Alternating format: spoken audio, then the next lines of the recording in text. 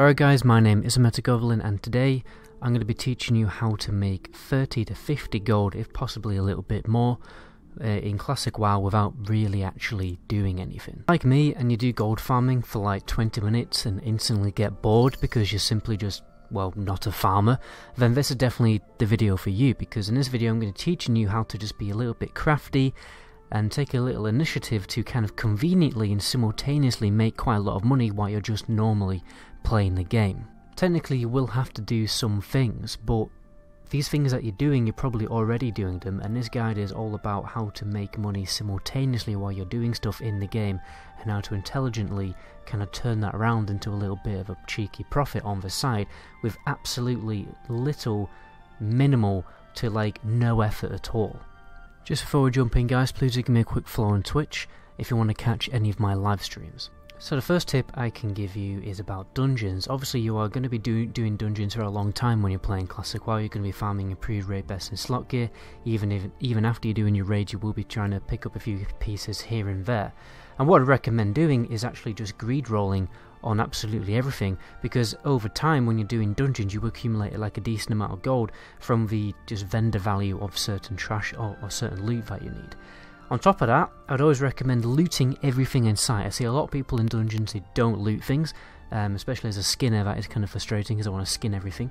People just don't loot trash loot. You should always be looting trash loot in dungeons, exactly how you do it when you're leveling up, because that again will accumulate a lot of gold, because some of the trash items are really valuable when they're stacked up. The next tip I'm going to give you is to be mindful of expensive auction house items. So there's a few items that just randomly drop in dungeons, and you look at them and some of them are even white and they're not particularly impressive, and a lot of people probably don't realise that they sell a lot because they are needed in, in certain crafting recipes. So a good example of this would be Elemental Fire. Drops from a lot of the fire elementals in Blackrock Depths. These sell for like 5 gold each on my server, and also Essence of Fire, which is a little bit rarer. So those both sell for like 4 gold each, and at least every Blackrock Depths run, you're going to get at least 2, or maybe even just the 1, and there you go, that's an easy 4 gold. Other items that really stand out is the Pristine Black Diamond that drops a lot from Upper Blackrock Spire, that can sell for 15 gold, so be mindful of that, don't just vendor it. And the same goes with Righteous Orbs. They're selling for like 28 gold on my server. What you can do, although it is a little bit of a scumbag thing to do in my opinion, but you can do it, you can make your own Strat Live group, so Stratholme Living side group, and reserve all the orbs, and people will still join because they need the gear. And if you reserve all the orbs, at least 3 orbs in my experience drop in each dungeon, so that's like an easy 90 gold earned just by doing one Strat Live run, and you can keep doing that over and over for very easy money. If you're a tank and you've got some decent raid gear, you can actually be cheeky enough to actually start charging for dungeon runs, so you can charge money for a dungeon run, or alternatively what you can do is request that you basically need roll on other gear that is not needed in the dungeon, so in that way it'll probably work out more beneficial to you. The next tip is to be crafty with your profession. So for instance, I'm a skinner and level worker, so in dungeons there are a number of mobs that I can do skinning of.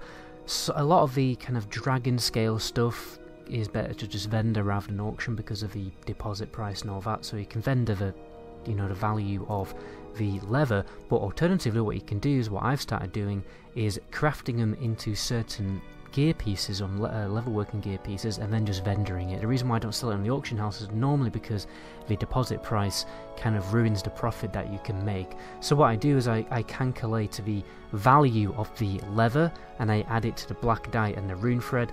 I added that to 1 gold 14 silver, but as you can see the vendor price is 1 gold 31 silver, so I make a little bit of extra money just vendoring wild leather headbands. And another great option is the Nightscape chest as well. If you have any thick leather that drops, then the Nightscape tunic, you can start crafting that and make a little tiny bit of extra profit. Basically what you're trying to do is, obviously vendoring the leather will yield you some decent loot, but what you're trying to do is trying to make a little bit of extra money, by creating it in level working pieces instead. Do this with other professions, particularly tailoring. You can, you get a lot of rune cloth in dungeons. You can probably craft a rune cloth into a piece of gear and then sell it. Alternatively, what you can do, which a lot of people do, first of all, you can make bags, like rune cloth bags, if you can make a profit doing that. But what most people are going to do is combine tailoring with disenchanting. So we're going to disenchant like a really cheap recipe that they can make, and just disenchant it into basically enchanting reagents and sell the enchanting reagents on the auction house. People always need enchanting reagents because they need to buy them to give to an enchanter in order for them to enchant their gear, so they always sell for a decent amount of money. This is why you always see people in the trade chat requesting for people to COD them, cash and delivery them rune cloth, and there's people in my guild doing it as well.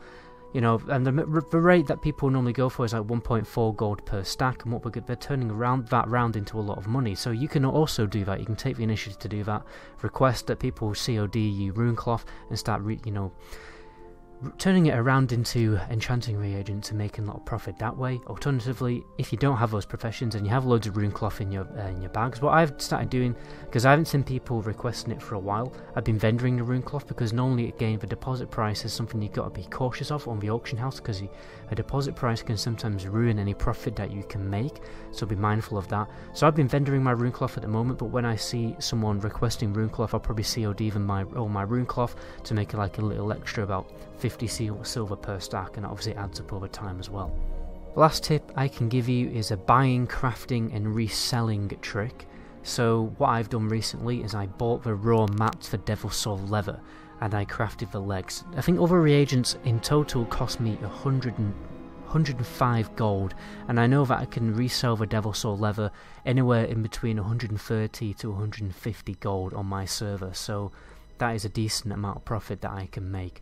Just as a side note, I managed to sell my Devil Soul leggings for 120 gold with a full stack of those fish that turn you into a pirate, so about the equal value of 125 gold for a total of 20 gold profit.